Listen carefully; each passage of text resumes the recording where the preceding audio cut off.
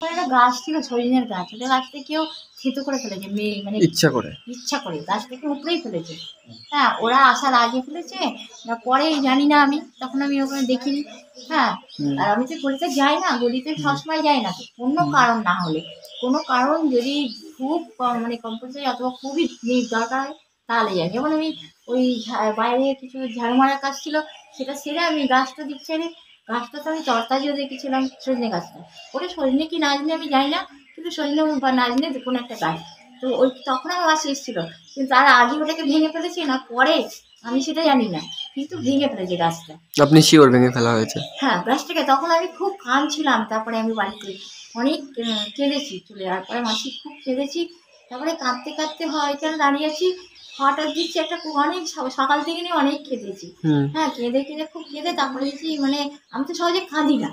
আমার চোখে সহজে জল বেরোয় না, আমি কষ্ট সহ্য করে করে আমার সে বলে না যে কী বলে, যার কষ্টের জীবন তার আবার কষ্ট কিসের, একটা কথা আছে একটা ভালো এরকম একটা। তো সেই জন্য আমার জন, কিন্তু আমার যখন কোনো আপনজন আমার কাছে যে দূরে সরে যায় তখন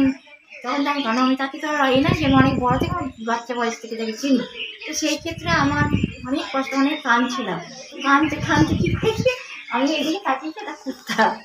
হ্যাঁ কুত্তা কোথা থেকে এসে একটা কালো বিড়িয়ে দিকে আসছিল, মানে কুত্তাটা অ্যাকশন দেখে আমি হেসে ফেলেছি, মানে ওরা অ্যাকশনটা দেখে, মানে ও এত রেগে গেছে ওই কালো ওই বিড়ালটার উপরে, মানে অতভাবে রেগে গেছে, সেই রাগটা দেখিয়েছে মানে মাটিতে ওখানে। তা আমার কী হয়েছিল, ওইখানে আমি দেখলাম গাছটা এরকম পড়ে গেছে, তো আমি ভাবছি যে ওখানে যে দিকটা একটা কাগজ পড়ে আছে, তো কাগজটাকে আমি তুলে দেখছি যে কী লেখা, বেশি তো পড়িনি, তো ওই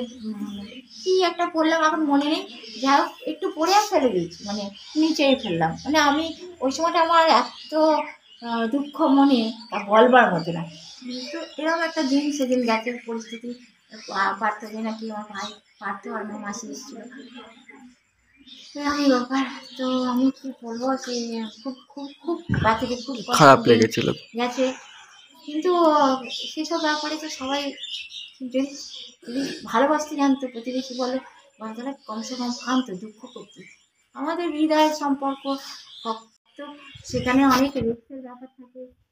তাতে মানুষ মরতেও পারে বাঁচতেও পারে, ওরকম একটা রাগ যখন হয়, কিন্তু সেই রাগটা কেন হয় কিছু জেনে, কি অ্যাকচুয়ালি রাগটা কার সেটাও বোঝার ব্যাপার, প্রশ্ন থাকছে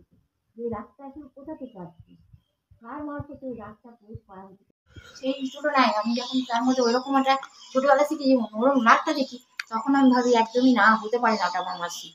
ঠিক আছে, আমার মনে তখন এই প্রশ্ন জাগে। আর আমি অনেক সময় মাসি এনে গিয়ে প্রার্থনা করতাম যে মাসি, আমার মাসির মনটা তুমি পরিবর্তন করো, কারণ সে তার যে রাগ সেটা খুবই অস্বাভাবিক, আমার সহ্য করা যায় না।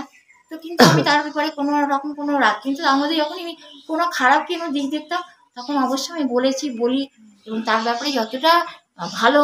সে আমার প্রতি ভালো ব্যবহার করছে সেটাও বলি সবার কাছে। এবার যখন নাকি মাসি যখনই কলকাতা থেকে আসে না, তার সঙ্গে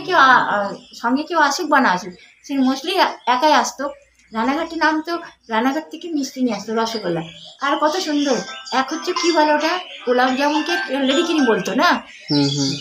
তো মাসি লেডিকিনি আর সাদা মিষ্টি আনতো, তো মিষ্টি অত সুন্দর মিষ্টি, তারপরে যারা নিয়ে আসে কী জঘন্য, ফেলতে হয়, আমাকে খাওয়া যায় না জানো, ওইসব মানুষরা যারা যারা নিয়ে আসে এত বড় বড় রসগোল্লা আনে, সেটা কেটে যদি একটুকু মুখে দিই সেটাও খাওয়া যায় না, অত জঘন্য মিষ্টি, মানুষ মরবে ওরকম মিষ্টি খেলে। বুঝতে পেরেছি, মানে ওগুলো কি জানো, মানে এটা বোঝায় যে মাসির বিরুদ্ধে একটা ঝগড়া সৃষ্টি করছে, অথবা একটা অশান্তি, যে যার না তাকে সেটা বানাতে চায়, বুঝলি, তোমাদের ক্ষমতা হলে তার সঙ্গে সামনাসামনি কথা বলো, তোমরা ওইভাবে কেন অশান্তি করবে।